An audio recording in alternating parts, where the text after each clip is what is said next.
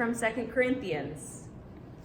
We want you to know, brothers and sisters, about the grace of God that has been granted to the churches of Macedonia.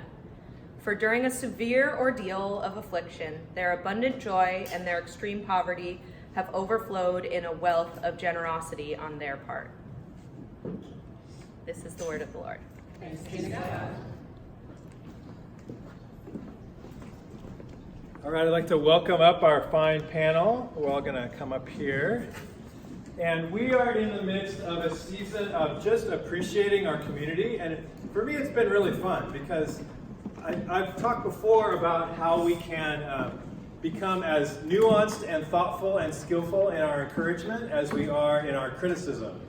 And I think we're building it. We're doing it, right? We're talking about things we appreciate about our church and our community. And so we've talked about things like our ability to pray and be there for each other and to have conversations that go really deep and that build up spiritual friendship. And so today we're going to talk about justice. We're going to talk about the ways that, as part of the call to follow Jesus, the ways that we step into justice and the ways that we appreciate that. And the reason these people are up here is because they have stepped in to lead us on justice issues in really significant ways. So how many of you can name the 3 justice foci of our church? Raise your hand if you think you could do it. Okay, see, if you are not raising your hand, that is totally my fault. My failure of communicating like where we're at. So in pre-church prayer, we figured out a little way to help you remember it a little bit better. So we might even improve on this when we're, a little step by step. All right, so we have 3 justice foci, partially because, some churches will try, there's so many problems in the world, and some churches try to do all of them, right? They're going to fix the entire world, and it's so broad that it's really hard to have much depth, right? You're a mile wide and an inch deep. Other churches will sort of focus on one thing, which is really good, because then you can all know exactly what's going on. But in some ways, it's hard. Maybe that's not your gifting, your particular area of interest. So at CWOW, we tried to choose 3 foci in order to give some focus, but also give some breadth, so that people can at least find at least one thing they feel really called to enter into, right? So here we go. Here are our 3 justice foci. This has been true for more than a year, up to 2 years actually. Our first one is racial justice. Our second one is environmental justice. And our third one is welcoming newcomers, which means what, Jody? Refugees, asylees, and immigrants. There you go. Jody is the one teaching us how to, this is what newcomers, we don't mean you've moved to Berkeley for your electrical engineering degree. Unless you've moved to Berkeley for your electrical engineering degree from Eritrea. In any case, we especially want to welcome folks who have been displaced from their home countries, who have come here, often with a lot of trauma. So these 3 things. Now what's kind of cool, and we just found this out in pre-church prayer, is if you turn this into an acronym, it actually means, in Chinese, right? Who can pronounce this character for us in Mandarin?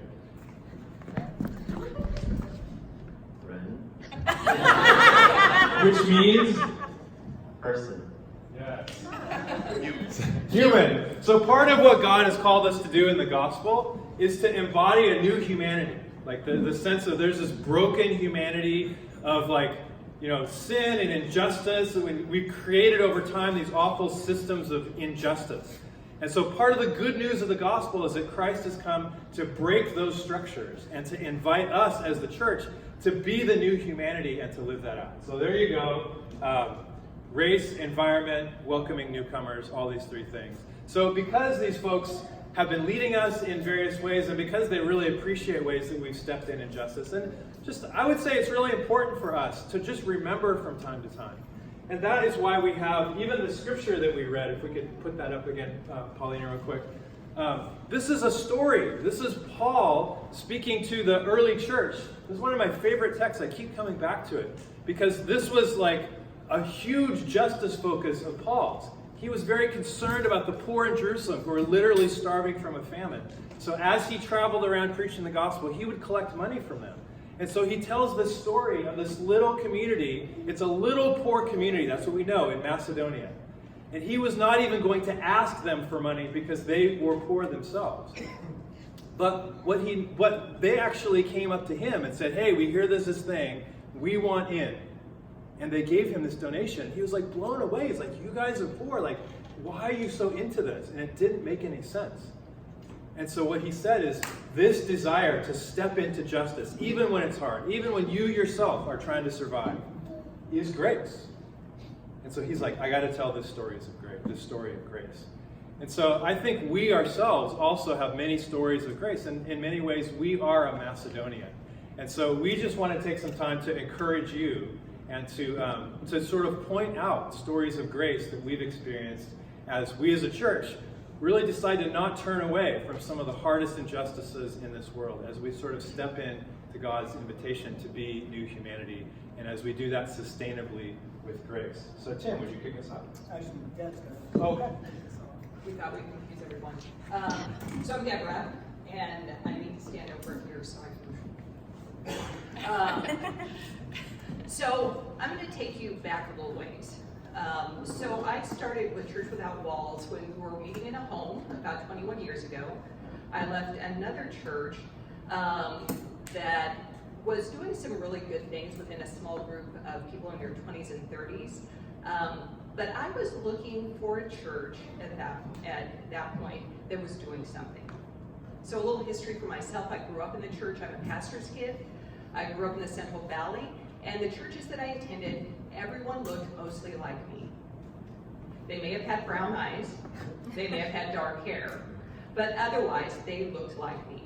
And that's what I knew of God's church until I came to the Bay Area and moved up here for college. And then I met other Christians. I know this isn't a novel idea for a lot of you, but other Christians who are white. And so after I graduated, I wanted to continue in a community that not only embraced that, but was about doing God's work. Because unfortunately in the churches I grew up in as well, there was a lot of talk, a lot of teaching, but not a lot of doing. And as I read the Bible, as I studied it on my own, I saw that Jesus, and even throughout the Old Testament, God the Father is about caring for his people. Not one kind of people, but all kinds of people. So when we started, one of the things that was attractive is that diversity was a big thing. Diversity and justice for people who aren't the majority. And so that's what drew me. And so we had different ways of trying to figure this out. So we started with tutoring. We had a harvest festival, which is around Halloween. We had movie night to meet our neighbors as people moved into the West Berkeley community. Other people are doing that now. Almost every school has a free harvest festival. The city's doing movie nights for trendsetters.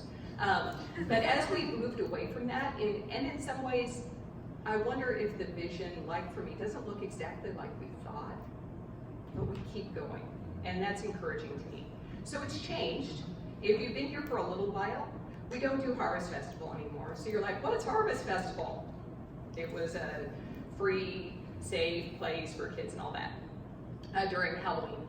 But we don't do that anymore. And we've moved from racial reconciliation to, what about reparations?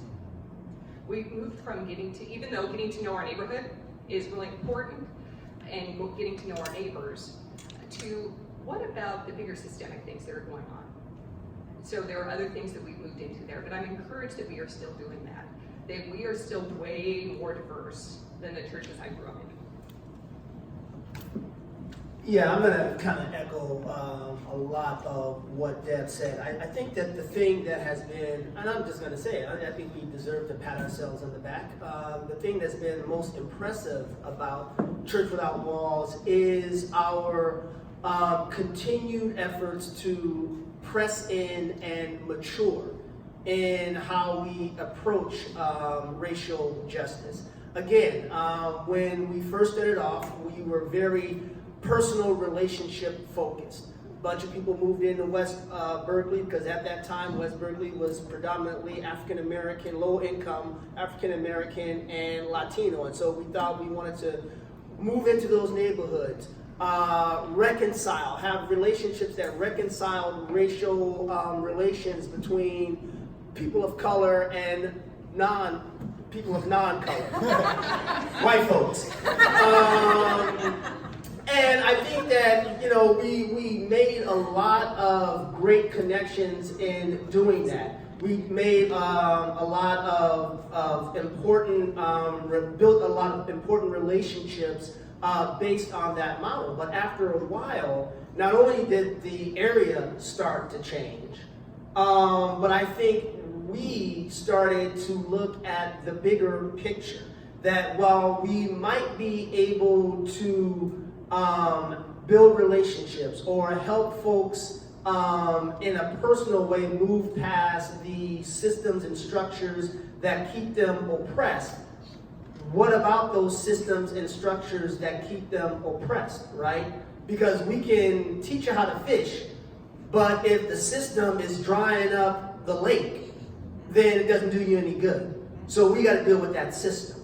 And so we went from doing Harvest Fest to die-ins, right? So rather than these kind of community-focused events where we're trying to bring folks together, we said, you know what, that's good, but is that serving the greater purpose of racial justice? Does it make more sense for us to be putting our efforts into events and situations that are going to challenge the structures, that are going to dismantle the systems?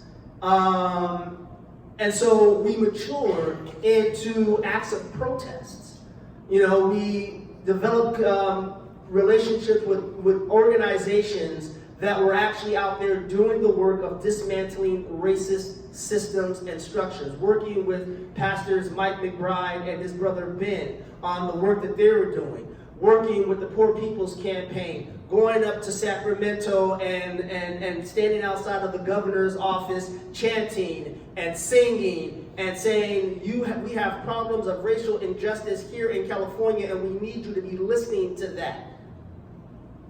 So I think that in a lot of ways, and the thing is, we're still growing. I look at our church in 3 phases. There are places where we are woke. There are places where we are waking up. And then there are places that the alarm clock has not even gone off, right? But as a church, we recognize those things and we have those conversations, and I think one of the most impressive things is that we're having those conversations in-house. Like, we're looking outward, but we're also looking inward and having these conversations about race, so that we make sure that we're all talking the same language, that we're all looking, because what we realized after the series on race, is that we all agree that racism is bad. We don't all agree on how to attack those systems, how to dismantle those systems and those structures. And so we continue to have those conversations about how can we be most effective in doing that, knowing that we have diverse ideas about what that looks like. Hi, my name's Wes, and I'm going to share a little bit along the lines of our racial justice efforts too. So I wanted to start by saying that this summer I did a kind of in parallel with some of the things that we've done this last year, and then a review that this summer, I did a slow reading of Luke, and I really enjoyed that, and I just took little bits every day. And one of the things that I've appreciated about our justice efforts is it's where the gospel comes alive for me in a lot of ways.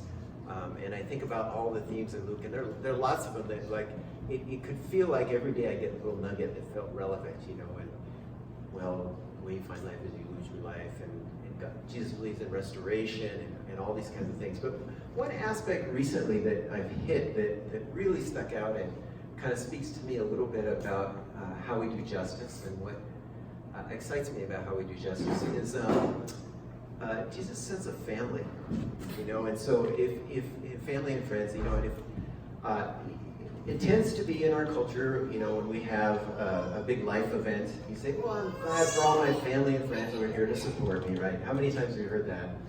or we welcome all the family and friends, a wedding, a funeral, a graduation, whatever it is, 40th birthday last night. And we have this sense of like, who are our family and friends? Who are the community supporting us? And for me, you guys are a lot of that, right? And I think when I think about this objectively, gravity is such that often that group is really people like us, right? That we find affinity, and you know, sort of the relational gravity kind of brings people like each other together. Jesus kind of blows that up in the gospel. You know, he really doesn't say, yep, that's the way to go. Find the people like you and support each other and do things for them, right? He kind of blows that up. You know, he says, well, go out of the streets and find some people who are very different from you, who have some needs, and bring them in. Those are the people who are supposed to be in your circle, right? And that's one of the things that's given me a lot of joy about kind of what we've done at CWOW, and in particular in the last few years. I mean, there are different ways that this comes about, but one of the ways I want to talk about is that we've kind of built a relationship with a place called Men of Valor, and it's residential. It's like a residential program for formerly incarcerated men in Oakland, and they're pretty different than us, and their life experience in general has been different, and it's given me joy to see some of those people come into our circle and be part of our friends and family, and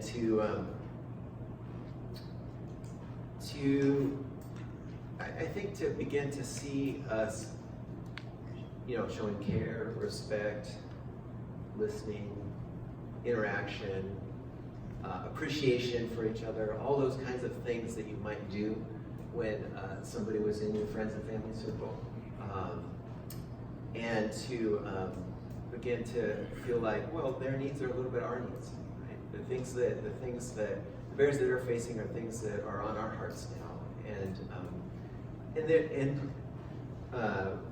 one of the things that we talked about last week when we were sharing here in the panel, we were talking about sort of the value of community. And it excites me to see the ways, like, when we're talking about our community and how our community works, like we're talking about like sharing in life and hard times, we're talking about bringing food, we're talking about all the ways that we can support each other. And it's really exciting to me to see the ways that, like, those turkeys showed up at Men of Valor, and somebody burned their backside roofing a recreation area for them. Not to be unnamed from the front of the church, but you know, you can ask me later. Just all the ways that we've expressed care and concern, and I can see like that giftedness that we have in community, and extending that boundary of our community to bring in some people who, you know, wouldn't show up here on Sunday probably, although we want to get some of them here sometimes. And to lay down our lives in that way, and I feel like the gospel comes alive. And then, I haven't totally exceeded my time. No? Okay.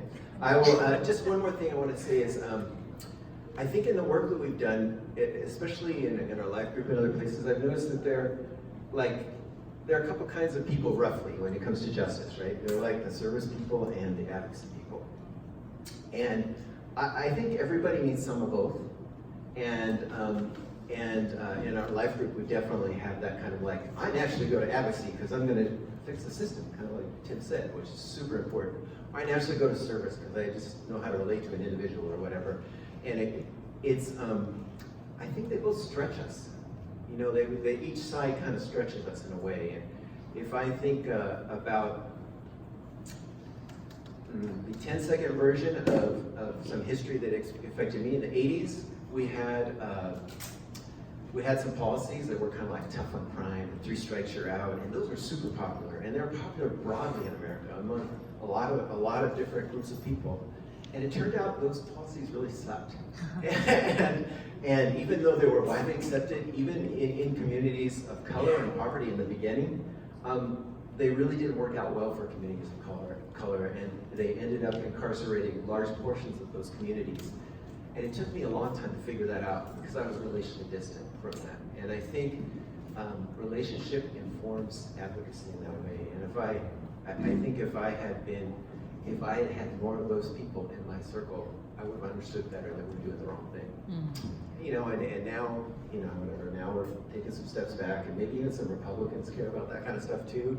And it's good, but I think advocacy really informs, you know, and when, and like the joy of like feeling like carrying someone's needs turns you to, you know, towards giving money towards East Bay Law Center, right? Because you realize that that's a highly leveraged thing, and that helps a lot of people. And so I really enjoy the back and forth between how relationship pulls forward advocacy and how advocacy pushes us and how we do relationship. So, thank you. Guess I'll stand up. So I'm going to talk a little bit about what I have appreciated with our community responding to the injustices towards refugees, immigrants, and asylees, which we call newcomers. I think one thing that I've been struck with recently is, and appreciating, is this collective desire to learn, to engage, and to act across all these levels of justice. And I'm appreciating that more now because I've been invited is not the word, I feel nudged, maybe pushed by God to start engaging in conversation with people who are not in the Bay Area, who don't already think that we should be welcoming newcomers. I've been entering into Facebook conversations very hesitantly with people who are in the middle of the country who talk about immigration and keeping these illegal criminal aliens out of our country. And it's been really disturbing to me, but it's also been really eye-opening that there are so many white evangelical Christians who do not see this as part of our call as Christians. There was a recent CWOW study that asked if we as a country have a responsibility to welcome refugees, and 65% of people who do not identify as religious said yes. 25% of white evangelicals said no, said yes. So that figure really struck me. That's how I think I'm having these conversations with people. And then I thought about us in the Bay Area and us at CWOW and how that's not true. Like, I look around this room and I feel like every single time there's a need in the refugee or immigrant community, I can put it out there and there's an immediate response. Anytime there's a question, people are wanting to learn. So I think the learn, engage, and act, I'm just gonna give a few examples of where I've seen that. So learning, recently I was in a small group and was talking about these Facebook conversations I'm having, and the person asked me, Jody, could you give us like a one-page fact sheet on immigration? Because we're having conversations with our family or friends who see immigration really differently, and I don't know how to respond. And so I put something out to Jane, who's an immigration lawyer, and Anne, who's done some pro bono immigration work with unaccompanied minors, and Bora, and we're gonna meet tonight to talk about doing an informal immigration panel and coming up with a one-page fact sheet to share here, to share across our church communities. But I think that kind of resembles, for me, there is this desire to learn. We know, we see the headlines, it's very complicated, and how do we respond to other people who might really view this very differently? The other thing that I've really appreciated is the engagement. So over this last year, we have had a couple of newcomer dinners at my house in the fall, and then we had some dinners in the spring down in Chinatown, and there are a number of you who have come. Those are mostly to build relationships and to understand where people are coming from. So if you've come to one of those newcomer dinners or World Refugee Day, could you raise your hand? Yeah, there's quite a few of you. And I think what I also appreciated about that is it's not just a little bit like what was talking about, the relationships, sitting down next to somebody who came from Eritrea or from Afghanistan and hearing their story really sheds a different light on what we read in the headlines. And I've really appreciated the space to share that with people, to invite people, and to, I think, say very visibly with our presence that the church cares about this. So the other thing I've also appreciated, there was one newcomer dinner in February where I think it was a small dinner and then half of us were from CWOW. We had a little sign-in sheet And all of my colleagues at work, I work with refugees and immigrants, they're like, what is CWOW? Who are all these people? And it just gives me a lot of delight and joy to say, yeah, that's my church, and we care. And now people are coming to me asking like, oh, your church does a lot. We need someone to babysit next week. Do you know anybody? Or we have a need for furniture. Do you know anybody? So we're also getting a reputation in the East Bay community that this is a church that cares about newcomers. The last thing that I just wanted to say is that we do act, and I've referenced that a little bit, to when there's a concrete need. Many of you have given clothes, you've given money for our emergency fund, you've loaned your van this week, you've given a vacuum cleaner, there's a stroller to someone. So if you have given money or time or donated something, could you also raise your hand? It's like half the church. And I think that what that also says, we're really coming alongside people. These are really urgent needs. There are refugees in Oakland who are not having enough food and don't know how they're going to pay the rent next month, and trying to figure out how they're going to overcome their health and mental health barriers to try to find a job here when they don't speak English. And I know that many of you know this, many of you are friends with refugees, many of you are friends with immigrants, some of you are immigrants. And what I love about this community is that we don't just sit and listen, that we don't just keep these things to ourselves, but that we're really active and outward and desiring to do more. I hear that from most of you, like, how can I do more?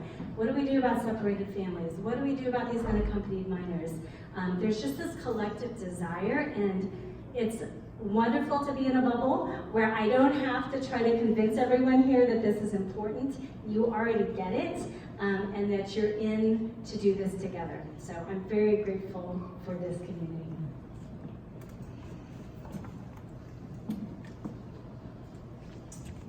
As Jody mentioned, we look at these three issues, and that there are large swaths of our church in America that are sort of known to be on, maybe I could say, and I think I will say right now, maybe the wrong side of these issues from a biblical perspective and God's compassion and justice. That maybe a lot of people would see the church as like not really working against where we maybe should be at. And as Jody said, that's not you all, but I think when we look at these issues, the tendency for us, and for me certainly, the very strong temptation is to just like look away. Basically just to change the channel. Or to get depressed and to just like give up. You know what I mean? It's just, these things can be so overwhelming, and it's like that daily drumbeat of more bad news or more. And just hearing that, you know what I mean? Can you just feel it, sort of? It's very easy for those of us who, for these issues don't affect us directly, which I think all of these issues affect us in some way, but all of us also have the privilege of being able to check out of these issues. And it's the common thing to do for people who are privileged and not forced into dealing with issues like this. And I feel like that's even more so about the climate crisis.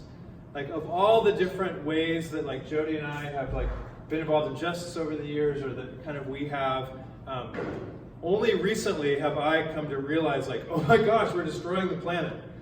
And you know, even a couple years ago when I was a seminary professor, my job title was Professor of Justice and Mission. I was supposed to lead the church in this. And I barely could find time in my curricula, which I got to design, for environmental issues. It was like always the last thing out. And I think it's partly because, like, there's two reasons really. Like, the big impacts of the climate crisis are far away, right? It's easy to be like, it's a nice day today here in Berkeley, right? It doesn't feel like the world's burning up. And it takes an extra act of mental faith to just remember, like, what the truth is, you know? And the other thing is, with this justice issue, like, we are the enemy. Like, we are the ones putting the carbon up into the air, even to get to church. Like, I drove to church today. It's very hard to build a movement against yourself. You know what I mean? So it's very easy to just say, you know what, I'm not going to think about this. I'm going to move on. I'm going to deprioritize this So I just want to recognize that that's the tendency. But the reason I'm so encouraged by you all, and I think we've all said this in some ways, is that you are a church whose heart is in the right place. And when you hear these hard things, there's something about this church that engages with it. You know, and in a place in which it's easy, the great tendency is to actually disengage because of the emotional and spiritual cost of engaging.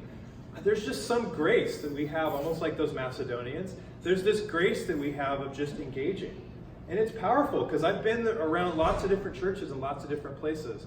And most of the time when we talk about any of these three issues, you just feel this sense of people taking offense, getting uncomfortable, not wanting to engage, making a little joke to kind of redirect all of those things. But when I'm here and we talk about these things, I just feel people like something in you rises up. So you're a good-hearted church. And I want to say that to you because it's rare and it's a great blessing. And I'm really encouraged by that, the way that you rise up. And I also want to say that because you also have a tendency to criticize yourselves. And yes, we're not doing enough at any of these things. But the problem is we often just go with the kind of criticism. And some churches, if you just said, hey, you're doing great, then you'd sort of like become complacent. You're like, oh, we're doing fine. Let's go out to eat, whatever, you know. But I feel like for us, we actually can use the encouragement that there are ways in which we're a good-hearted people, that we have hearts of grace, that we want to step into these things, and that God is at work. And it's important to remember that. You know, we often even just give our money. The passage about the Macedonians, that's about giving money to do justice in a sacrificial way. And we do that, and we often forget like the impact of that. So just really quickly, Jody, could you tell us a little bit of the impact right now of money that we gave to your agency and what's happening with that like this very week as you go to work? So there was about $2,000 that was given in one Sunday. We as a team decided that we would spend a third of it on emergency bus passes, a third would be on emergency food cards, and then a third would just be a floating fund for whatever emergencies that we can't predict come up. Just yesterday I was telling one of our case managers to go get some of those food cards. She's working with an Eritrean who crossed the border. The Eritreans are now going from Eritrea to Brazil, crossing on foot to Mexico, getting detained, and if they get their asylum approved, they come to Oakland because they know that's where all the Eritreans are. And she's 22, has a foot injury, barely making it, can't get a job, and is supported by a resettlement agency, and they're struggling too. So I was just asked, like, how can we get her food? How can we get her a bus pass? And I said, please take what you need from those remaining food cards. We can get more. This happened 3 weeks ago as well. So we're still seeing a lot of mostly asylum seekers, and the asylum seekers really don't have much support from anybody, and they come to us because we're kind of their only safety net. So it's being used all the time. I might ask for more. So, but I mean, like, how many of you even remember that just recently we gave all that money? Like, you forget, right? Like, Jody mentioned that, and you're like, oh, this is still actually happening. I'm like, oh yeah, we just did that. And it's working, right? So I just want to encourage you that the good-heartedness that you've shown, your willingness, even in your own struggle to survive in the hard times of your life, your willingness to not just turn away when we hear about the hard injustices, but to respond to God's heart to make things right. Like, that's a beautiful thing, and that's a story of grace that we as a community are actively telling. And we're in the midst of telling that story of grace. And I really fully believe that, like, if a sort of New Testament letter were being written, just the way it was, Paul's telling the story of grace about the Macedonians, that people would be able to tell a story of grace about our little church as well. And that is part of embodying the gospel as we move forward. So I just want to say thank you, and be encouraged, and keep responding with that same good heart as we face kind of the really hard things. As we close, I also want to invite you, as we do every week, to consider just getting prayed for and supported around these sort of areas. Because it is true that, like, we really, in pre-church prayer today, we prayed for those of us who in our jobs or in our lives are really prioritizing facing these issues, like we're on the front lines, whatever it is. And that can be depleting. and that we can become motivated by like fear. You know, you hear these things and it's not being motivated by grace, but it just seems so overwhelming. We have to fix it. That's why we just need, like, we not only need to do advocacy and relationship building, how those are synergistic, but our own spiritual lives. Like, that's the only way for us to really be advocates, to be justice, people that God is using for justice. If we come to God and say, God, fill me up again. Replace my fear with hope. Give me grace in those places where it's just so overwhelming to think about this. So we'd love to do that for you this morning. Like, if you're feeling that way about anything that you're struggling with, justice issue, come and get support from the community. And the other thing we want to do right now is sing songs of worship. Because those of you who know the history of Christian justice movements, whether it's civil rights or whatever it is, you know that everybody sings. It's one thing across all cultures, like justice movements that are sustainable, like everybody sings. Everybody's got their chants and their songs. Because it brings together our spiritual life and our praise of God with the God who is for justice. So let us continue in worship together as part of our practice of justice this morning.